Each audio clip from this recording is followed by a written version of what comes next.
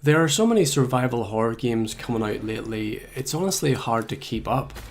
And if things keep going the way they are, 2025 could go down as the greatest year survival horror has ever seen. In this video I'm covering 10 upcoming survival horror games set to release in 2025, but these are just the highlights. There are even more on the way, and at the time of making this video, 6 survival horror games have already been released this year alone. As someone who's been obsessed with survival horror ever since the PS1 days, I was disappointed by many of the games that came after Resident Evil 4, and I never thought that we would see a true revival of the genre. But you could argue that we are now living in a golden age of survival horror, and I'm really excited about the games that are coming soon. Let me know in the comments which survival horror game you're looking forward to the most, and if I missed one that deserves to be on the list, please let me know. This is how I usually find out about new survival horror games. All of these games are available in an article I wrote for survivalhorrors.com, so if you want to wishlist them, I'll leave a link to the article in the description of this video. If you played the original Tormented Souls back in 2021, you'll know just how close it came to feeling like a modern remake of the classic Resident Evil games. The big difference is that instead of pre-rendered backgrounds, it went full 3D, giving a modern look, but still keeping that old school survival horror vibe. When it comes to the sequel, the Tormented Souls 2 details have been pretty limited. The devs at Dual Effect are known for keeping things close to their chest, but thankfully the publisher did drop some teasers around Christmas 2024, so here's what we know so far. The game is going to be 3 times bigger than the original Tormented Souls. It'll have 20 plus hours of playtime. There's going to be 9 locations, 11 makeshift weapons, 6 bosses, and 11 new enemy types. I have been looking forward to this sequel for a really long time. There is quite a decent chunk of footage, which is nice to see the confidence they have to actually release over 20 minutes of gameplay. If Tormented Souls 2 is even close to the quality of the original, it could easily be my survival horror game of the year. And judging from what I've seen so far, I think it'll be even better than the original. And I'll definitely be covering this on my channel when more information is available. 2D survival horror games are pretty rare, but they do seem to be growing in popularity.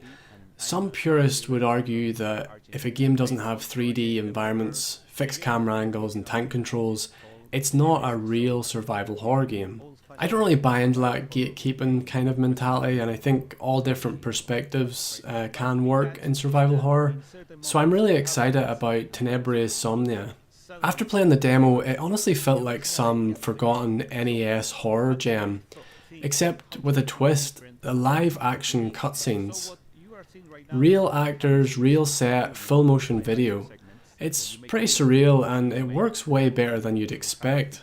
Survival horror wasn't that big during the NES era, and the closest thing we got to something like this was Clock Tower. So it's interesting to see what a survival horror game would be like during this era. It's also nice to see a professional team working on this, and the publisher are well known for good quality indie horror games. The next game on the list is one I've been following for a while. Heartworm is shaping up to be something really special.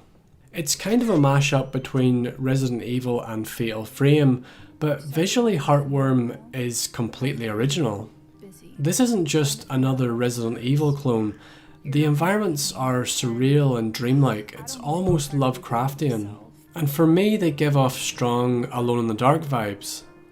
Like classic RE games, it features fixed camera angles, exploration puzzles, and retro visuals. There's even an optional PS2 style filter if you want to lean into that nostalgia, but instead of a pistol or a shotgun, your weapon is a camera, just like Fatal Frame. Well, not exactly like Fatal Frame, it's kind of used as a gun the way in RE games it would be used as a gun. There's something you don't always get in indie horror: solid voice acting. The main character Sam is voiced by an actor named M, and from what I've heard in the trailer, their performance really brings emotion to the character. And it makes me want to know more about the character and find out how her story unfolds. If the full game maintains the same quality as the demo and the trailer, this could be one of those rare indie titles that truly connects with the player. And if nothing else, I'm just really excited to explore some of the locations from this game. They just look like something from the kind of early PS1, early PC games that used pre-rendered backgrounds. I really enjoyed exploring some surreal environments from those old games, and I'm looking forward to doing the same thing in 2025. Of all the games on the list, Fragile Reflection might be the most obscure but also my most intriguing game. A new demo dropped on Steam recently and I highly recommend you checking it out.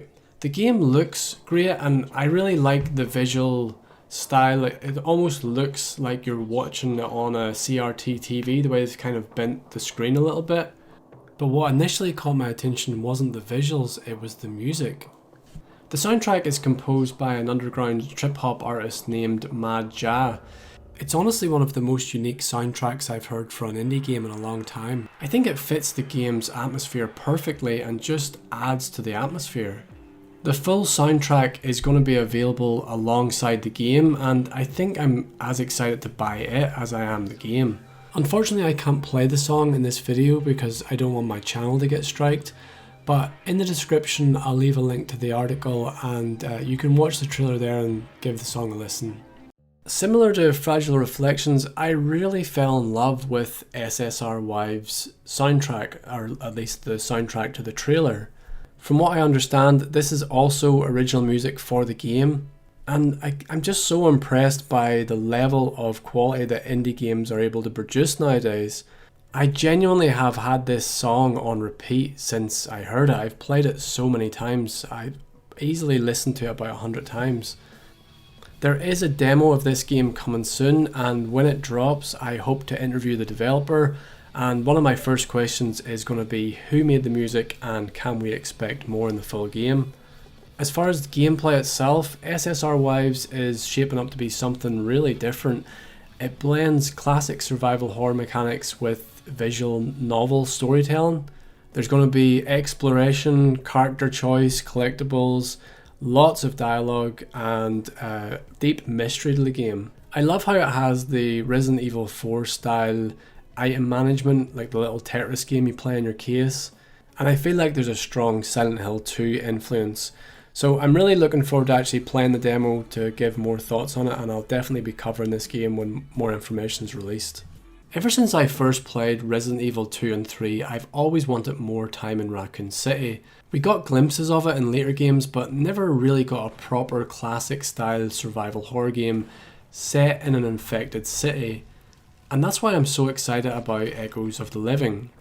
It's like an urban zombie outbreak experience I've always been waiting for. And this isn't some big studio cashing in on nostalgia. Echoes of the Living is being developed by Moonglint, a husband and wife team that are solely working on this project. What started as a passion project has now evolved into something much bigger. It's now going to feature 3 full campaigns. 2 will be available at the start and then a 3rd will unlock after you finish the others. With that being said, they are going to go the early access route, so if you buy the game early, you'll get to play the first campaign, and then the later campaigns will release as they're completed. And these campaigns won't just be simple reskins, they've all got their own characters, unique enemies, new puzzles and exclusive weapons, and entirely separate areas to explore. It's kind of reminds me of Resident Evil 2 whenever you could play as Leon or Claire, and then you could unlock like Tofu and Hunk and things like that. The devs have said that each campaign is designed to feel like its own complete game, which honestly explains why it's taken so long for them to finish the game. But it makes me even more excited to actually play it. Okay, this one's a little bit different. The Lacerator is an 80s inspired survival horror game. You play as Max, who is a porn star that has been trapped in like a killer's hideout. One thing that's really different about Lacerator is that if you lose limbs during the game, the gameplay actually changes. So you can literally crawl or limp or adapt based on how much of Max is left. It's super creative twist that adds a lot of tension. When I first seen the trailer and I seen Max could literally just get his arm cut off, I just assumed it was game over, but you can just keep playing whenever you lose limbs. It's a very different premise for what I'm used to, and it's definitely going for shock value, but it is shaping up to be a pretty legit survival horror experience, with puzzles, exploration, resource management, and branching paths. Multiple endings, and I assume the multiple endings being dependent on how many limbs you have, because I can't imagine being able to complete some of the stuff if you're losing arms and stuff like that. There is also the option to play this game with either the classic fixed camera angles or over the shoulder view, which is interesting. Either way, I'm looking forward to trying this one out for myself and seeing how it plays. If you're into dark, atmospheric survival horror with psychological horror elements, you should probably check out BECROWNED. The first time I seen the pause menu for this game, I honestly thought I was looking at a lost Silent Hill game. Visually, it really reminded me of Silent Hill Downpour, which I know isn't everyone's favourite survival horror game, but I actually really liked that one. It does have classic tank controls, but it also has an alternative control layout if you don't like tank controls. And this is definitely a game for those who like psychological horror, because there are jump scares and just really surreal environments and visuals. So if you prefer the Silent Hill type survival horror game, then this is definitely one for you. I have played the demo and I like what I've seen, so I'm looking forward to trying out the full game when it releases. I was actually one of the backers of Flesh Made Fear, so I've been following this one closely, and I'm not the only one. It was fully funded on Kickstarter in under 48 hours, which tells you just how hungry survival horror fans are for new games. This game is based on the PS1 era of survival horror games, so fixed camera angles, tank controls, limited saves, zombies, and puzzles. If you grew up playing the early Resident Evil or Silent Hill games, this is the type of game you should want to play. The story is somewhat similar to the Resident Evil Stars team. You play as a member of the Reaper Intervention Platoon, RIP. And the mission is to take down a rogue CIA agent whose occult experiments have turned a whole town into zombies. Again, similar-ish to the kind of Resident Evil story, whereas you'll fight Wesker, this game you'll fight someone called Victor Ripper. And in the game you'll explore his mansion and the world around it. There's going to be two playable characters, Natalie and Jack, each with their own stats and storylines, which will add a lot of replay value, I think. This one also has a demo and I'd recommend you checking it out. Cronos The New Dawn is a AAA game developed by Blooper Team, the same developers that made Silent Hill 2 Remake. Although I have heard that it's a separate team that are working on this one, which is kind of worrying to me. I was hoping that this would just be like the Silent Hill 2 Remake. And the reason I've placed this at number 10 on the list is because I'm still a bit unsure about it. It's being pitched as a survival horror game, but from what I've seen so far, it might be leaning into more action horror territory. The game talks about tactical combat, soul extraction, and time manipulation. And while that all sounds pretty cool, I just hope that it doesn't lose that sense of tension that defines survival horror. For me, survival horror is all about playing as a vulnerable character and avoiding combat when possible, but I don't see that being the case with Cronos. It might be more like Dead Space.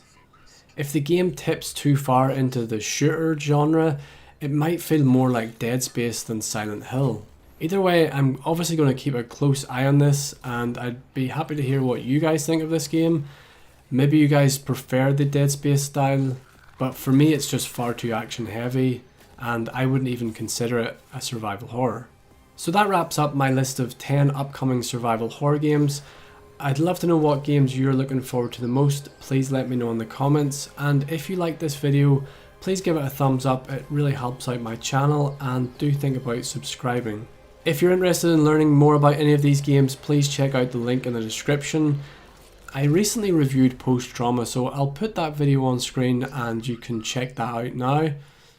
Thanks for watching this video, and I'll see you in the next one.